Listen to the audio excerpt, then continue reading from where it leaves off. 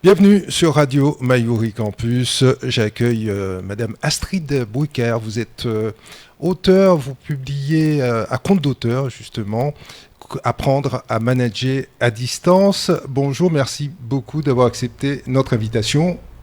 Merci Michel, merci à la radio de me recevoir pour parler de management à distance.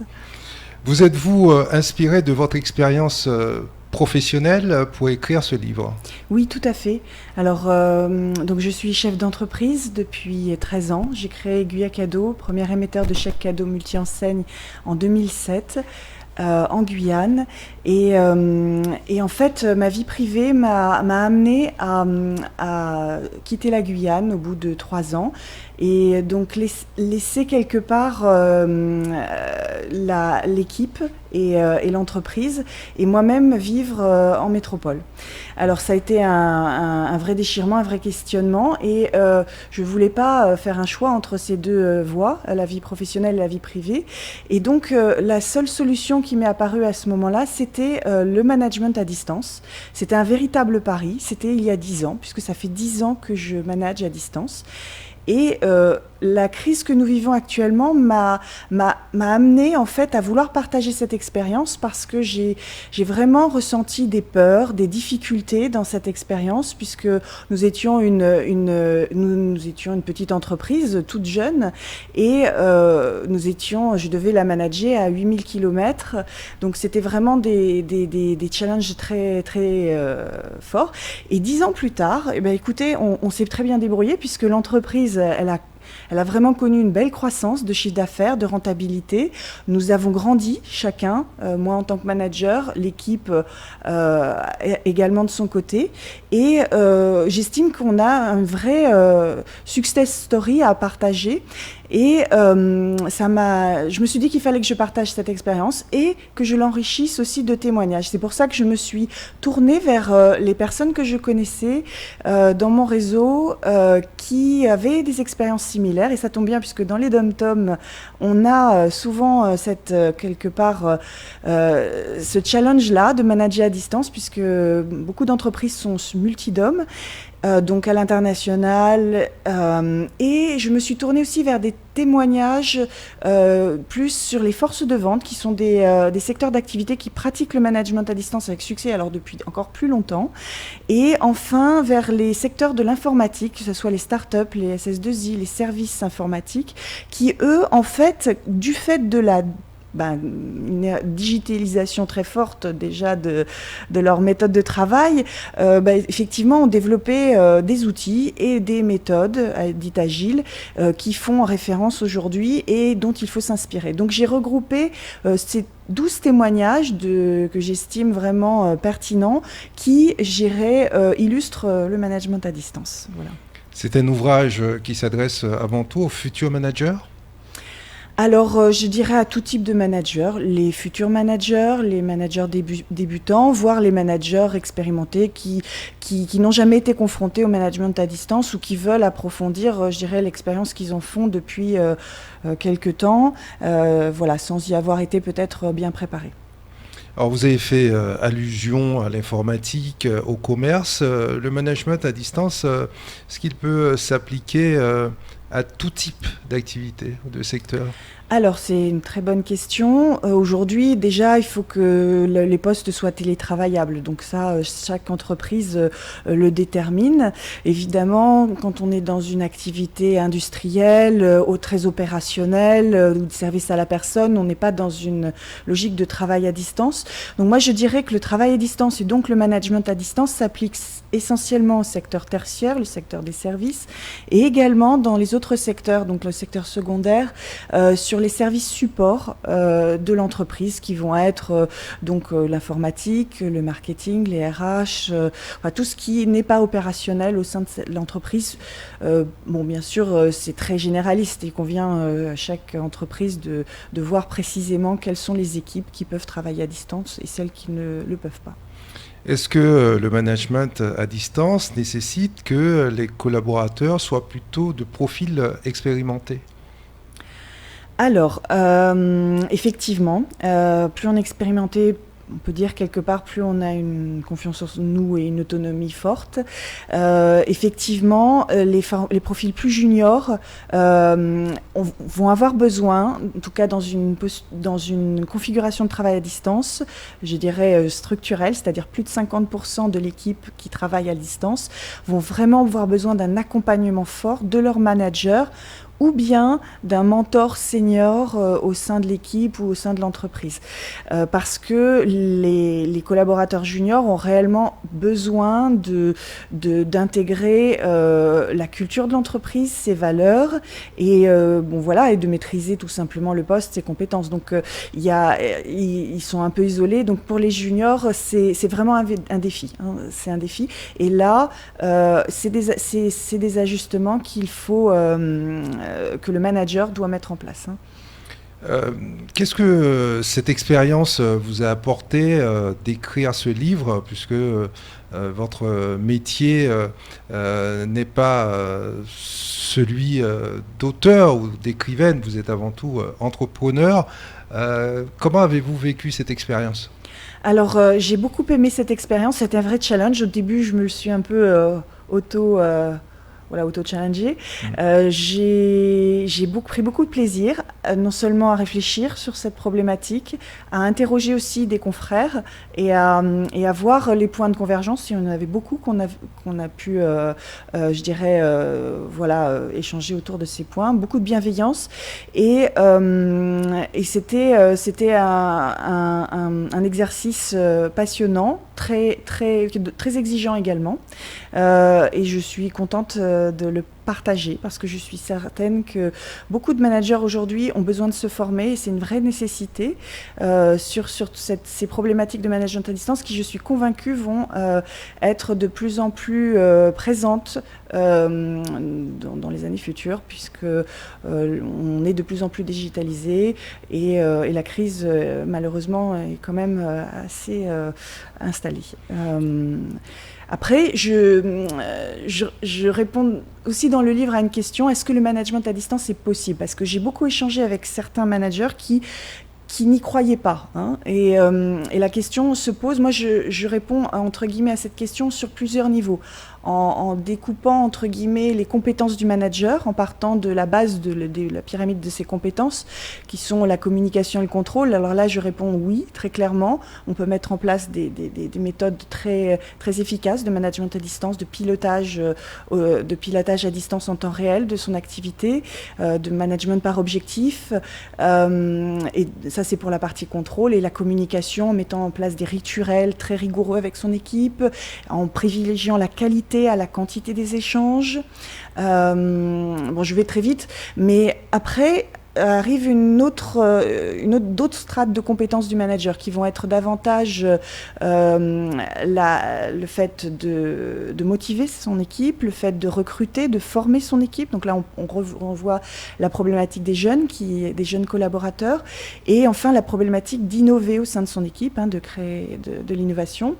Ces trois types de compétences-là qui s'inscrivent davantage dans la durée sont des compétences qui sont plus difficiles à mettre en place à distance et qui nécessitent, à mon sens, du présentiel. Et c'est ce que je veux dire, c'est que moi, tout en travaillant à distance depuis 10 ans, je maintiens un niveau de présentiel avec mon équipe minimum de 30% du temps. C'est-à-dire que je passe minimum 3 mois par an en Guyane avec mon équipe pour, je dirais, créer du lien et développer ces trois compétences qui sont des compétences plus dans la durée. Voilà. Donc vous privilégiez plutôt une approche hybride à la fois du présentiel et également du distanciel. Oui, effectivement. Le 100% distanciel ne peut vraiment pérenne. Voilà. Ça peut durer un temps, mais pour vraiment durer, il faut ajouter avec intelligence du présentiel. Pour le management à distance, quels sont les outils que vous recommandez ? Est-ce qu'il faut privilégier plus certains que d'autres ? Alors, il y a toute une panoplie d'outils un peu digitaux. Moi, quand je dis piloter son entreprise un petit peu en temps réel, j'ai 5 thématiques. La première thématique, c'est de partager les agendas de manière très transparente, tous les agendas, y compris celui du manager, de partager les fichiers opérationnels, donc Dropbox ou autre, enfin je ne vais pas faire de la pub pour un logiciel ou un autre. Les logiciels métiers ou de gestion doivent effectivement également être partagés. Moi, quand j'ai commencé il y a 10 ans, ce n'était pas encore tout à fait le cas, mais aujourd'hui, quasiment tous les éditeurs de logiciels proposent une version SaaS qui est complètement dématérialisée sur le cloud. Pour ceux qui ont des logiciels métiers encore qui sont sur les ordinateurs, vous avez la possibilité de prendre la main à distance par tout type de logiciel de prise en main à distance pour contrôler à distance la production, par exemple. Enfin, vous pouvez mettre en place du pointage à distance. Ça, c'est plutôt aussi pour les activités opérationnelles. Et enfin, vous pouvez intégrer des indicateurs de performance à vos logiciels. Ça, c'est intéressant parce que il ne faut pas perdre de vue que l'équipe doit rester performante. L'activité de l'entreprise doit continuer. Et donc, voilà, à vous d'intelligemment intégrer ces indicateurs de performance pour mesurer l'efficacité de votre équipe. Ça sera plus des indicateurs quantitatifs que qualitatifs, d'où l'intérêt aussi. Par exemple, on peut avoir quelques exemples. Alors oui, vous pouvez avoir, alors dans les équipes de développeurs, vous pouvez avoir les lignes de code produites à la journée. Sur des métiers de service plus tels que les assurances, vous allez pouvoir le nombre de dossiers traités à la journée. Pour, par exemple, les téléopérateurs qui travaillent à distance, ça va être le taux de satisfaction du client à la fin de l'appel. Donc ça, c'est des indicateurs de performance. Voilà, vous pouvez intégrer. Et puis, bien sûr, les commerciaux, c'est le chiffre d'affaires aussi à générer, tout à fait. Oui. Bien évidemment. Apprendre à manager à distance, un ouvrage publié à compte d'auteur, c'est parce que vous n'avez pas trouvé d'éditeur pour le publier? Alors, j'ai pas vraiment fait la démarche. Je savais qu'on pouvait facilement créer son livre et finalement l'auto-éditer. Donc, je suis allée directement dans cette démarche-là. Je me suis auto-formée sur un logiciel qui m'a permis de tout faire de A à Z. Voilà. C'est un ouvrage qui comporte combien de pages ? 150 pages. Et alors, c'est un ouvrage vraiment que j'ai voulu vivant, illustré, avec beaucoup d'illustrations que j'ai voulu vraiment pertinentes. Et il est vraiment conçu comme un coaching progressif. C'est-à-dire qu'on commence d'un quiz et on monte vraiment en puissance sur les différentes compétences que le manager doit mettre en place, enfin en tout cas ajuster. Et voilà, j'ai voulu que ça soit un livre très facile à lire. La parution est prévue pour très bientôt. Oui, dans 15 jours. Vous pourrez le retrouver sur Amazon. C'est Apprendre à manager à distance sur Amazon en format papier ou en format e-book. Est-ce que vous pensez déjà au tome 2 ? On va d'abord laisser le premier sortir et puis on verra. Mais c'est vrai que cette première expérience m'a beaucoup plu. Et l'écriture, je renouvellerai cette expérience avec plaisir. Est-ce que vous l'avez fait lire, cet ouvrage, avant de le publier, à vos amis, des membres de votre famille? Et si oui, qu'en ont-ils pensé ? Oui, tout à fait. Je l'ai fait relire à différentes personnes, et en particulier des personnes contradicteurs. Ça m'intéressait pour justement avoir des avis, et c'était très intéressant. Ils ont enrichi de leurs remarques. Ça a permis d'enrichir encore le livre, d'être encore plus ajusté et proche peut-être de la vérité. Vous parliez tout à l'heure d'indicateurs. Les indicateurs que le manager peut être amené à utiliser en présentiel, sont-ils identiques à ceux mis en place à distance, ou ce ne sont pas tout à fait les mêmes? On peut bien sûr, les indicateurs qu'on met en place intégrés dans les logiciels sont tout à fait pertinents aussi en présentiel. Ce qui est très intéressant, c'est qu'à partir du moment où vous mettez cette architecture en place, c'est une architecture qui peut vous permettre ensuite d'être dupliquée, par exemple pour conquérir de nouveaux territoires. Je ne sais pas si je suis très claire, mais vous pouvez, une fois que vous avez fait cet effort de mise en place, de structuration de l'équipe en termes de méthode de travail, en termes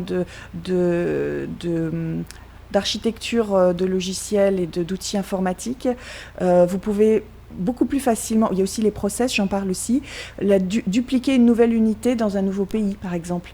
Et ça, c'est une force par rapport aux concurrents. Donc, le manager a tout intérêt à se structurer avec toutes ces bonnes pratiques qui sont nécessaires à distance, mais qui sont, au fait, tout simplement des très bonnes pratiques et qui ont comme, finalement, avantage par exemple, d'avoir exactement comme une franchise toutes les bonnes méthodes de travail pour après conquérir de nouveaux marchés ou territoires. Voilà. Les études montrent que les employeurs sont assez réticents à la mise en place du télétravail. Comment les convaincre d'augmenter, que ce taux puisse augmenter et ainsi pratiquer au fait le travail à distance. On voit qu'il y a un frein, il y a quand même un certain nombre de blocages. C'est aussi pour ça que j'ai écrit le livre. C'est peut-être une question de culture aussi, peut-être. Alors, effectivement, quand on regarde les chiffres en France, on est un petit peu en retard sur la pratique du télétravail comparé aux États-Unis ou l'Europe du Nord. Malgré plusieurs appels du gouvernement pendant la crise sanitaire, on voit que ça a du mal à prendre. Alors, c'est aussi pour ça que j'ai écrit ce livre, parce que je pense sincèrement que les managers ne sont pas formés et ont des craintes. J'ai tout un chapitre sur les peurs, sur les craintes. Et ce livre est vraiment aussi fait pour, je dirais, lever ces craintes et montrer que c'est possible. Je pense que ça passera par la formation. Il y a une réelle besoin de former. Et je parle plus des cadres intermédiaires. Parce que je pense que les directions ont compris qu'il y avait une transition qui était nécessaire. La question est jusqu'où on pousse le curseur du travail à distance. C'est la vraie question qu'il faut se poser. C'est combien de temps on garde en présentiel, combien de temps on garde en distance. Mais on voit bien que cette question maintenant est sur la table et que des choix doivent être faits. Je pense que les directions sont en train d'y réfléchir. Je pense que c'est les managers intermédiaires qui doivent être convaincus et surtout formés pour leur montrer que c'est faisable et qu'ils ont tout à gagner. Et voilà, les entreprises doivent être agiles dans cette période. Malgré tout, on entend, en tout cas certains employeurs pensent qu'en état à distance, les collaborateurs sont moins performants, sont moins rentables, ont des résultats qui sont moins bons et passent moins de temps devant leur ordinateur. Ils ont plutôt tendance à faire l'aller-retour, le réfrigérateur, aller voir les enfants dans la chambre, revenir, alors que s'ils étaient en poste, ils seraient restés devant leur ordinateur pendant ce temps-là. On ne peut pas le nier totalement, Astrid Bouiker. Alors, moi, je dirais que le télétravail, le travail à distance, est un révélateur. C'est un révélateur de talent, tout comme un révélateur de problèmes, on va dire. Donc, un collaborateur qui aime son travail et qui est compétent, il va au contraire risquer d'avoir des difficultés de s'arrêter à travailler. Ça, on le voit. Même il y a un risque de burn-out parce que les personnes se mettent à travailler tout le temps. A contrario, il peut y avoir aussi des personnes, effectivement, qui soit ne sont plus très motivées ou tout simplement ne sont pas exactement au niveau de compétences attendues et là, vont se retrouver perdus. Voilà. Et là, j'ai envie de dire, malheureusement, pour moi, c'est pas réellement un problème de management, c'est plus un problème de recrutement de l'équipe. Mais ça sera un révélateur. Et je pense que le manager, s'il est honnête envers lui-même, il le savait. Il sait quels sont les membres de son équipe qui, je dirais, voilà, qui sont à la fois compétents et motivés, et puis ceux qui le sont moins. Et ça demandera, voilà, c'est sûr, c'est un révélateur. Voilà. Maintenant, effectivement, ça demande peut-être de restructurer les équipes. Voilà. À la lecture de ce livre, Apprendre à manager à distance, quels sont les changements, les modifications auxquelles il va falloir s'attendre, c'est-à-dire qu'est-ce que, selon vous, en tant que auteur de ce livre. Qu'est-ce que vous cherchez au fait à provoquer comme changement chez celui ou celle qui va être amené à lire le livre? Moi, j'ai envie de lui donner confiance en lui. Surtout, parce que moi je pense que tout ça, c'est vraiment une histoire de confiance en soi, que ce soit pour les managers ou aussi pour les personnes qui se retrouvent en situation de travail à distance. On est confronté à une situation nouvelle. On dit souvent que voilà, il y a plusieurs zones, la zone de confort, la zone de progrès, la zone de panique. Bon ben là, clairement, on se retrouve tous, managers et managers, dans une zone soit de progrès, soit de panique. Et là, ce livre vraiment vise à donner confiance. Alors là, mon livre a été écrit pour les managers, donc ça vise à donner confiance aux managers, parce qu'au final, c'est eux, quelque part, pour moi, le rouage indispensable à la transition, puisque c'est eux qui vont mettre en place, c'est eux qui sont les chefs d'orchestre de leur équipe et qui animeront le travail à distance. Donc c'est eux en priorité qui doivent être formés pour orchestrer ce travail à distance. Et vraiment, ce livre cherche à leur donner confiance, à leur dire que c'est possible, qu'ils peuvent le faire, qu'il faut surmonter ses peurs, qu'il y a des outils. Je ne dirais pas que c'est facile, je dirais que ça prend du temps. Moi, je suis passée par là. J'ai mis des années à construire l'architecture de l'entreprise et de l'équipe telle qu'elle est aujourd'hui. Ça a été difficile, mais c'est faisable. Et surtout, ça a été successful, c'est-à-dire qu'aujourd'hui, l'équipe est pleinement compétente, motivée. On a des outils de travail qui nous donnent vraiment une forte efficacité de travail. Donc, il faut être patient, il faut être persévérant. Mais j'ai envie de dire à tous les managers qui managent à distance aujourd'hui, accrochez-vous, formez-vous, c'est faisable, on va y arriver. Ce sera ma dernière question. Comment se situe-t-on en France sur le management à distance par rapport à nos voisins, aussi bien dans l'OCDE ou en Europe? Alors oui, effectivement, comme je disais tout à l'heure, on a un retard en Europe, voilà, par rapport aux États-Unis et Europe du Nord. Donc, on est en train de le rattraper avec la crise. De toute façon, je pense qu'on est tous dans cette mouvance, en tout cas dans les pays au niveau mondial. Je ne peux pas vous donner de chiffres exacts, là je ne les ai pas sur moi, mais j'en parle dans le livre, vous pouvez le lire. J'ai beaucoup de bibliographie également à la fin du livre sur énormément d'études. Alors la plupart des études, les sondages ont été faits sur ce que j'appelle un management à distance partiel, c'est-à-dire moins de 50% de l'équipe est à distance. Donc en fait c'est du travail à distance 1 ou 2 jours par semaine, soit des collaborateurs, soit du manager. C'est pas réellement ce que j'appelle le management à distance structurel, celui que je vis et celui pour lequel j'ai interviewé ceux qui témoignent dans mon livre. Là, je me suis vraiment intéressée à du management structurel, c'est-à-dire qui demande de mettre en place des ajustements très forts au niveau de l'équipe, au niveau de son architecture, au niveau des outils de travail, de son planning, etc. Et là, donc on est dans un management à distance structurel, de plus de 50% de l'équipe. Bien, très bien, Astrid Bouiker, vous êtes la fondatrice, la dirigeante de la société Guyacado. Vous publiez à compte d'auteur Apprendre à manager à distance. Merci d'avoir été notre invité et puis à bientôt. Au revoir. Merci Michel, merci.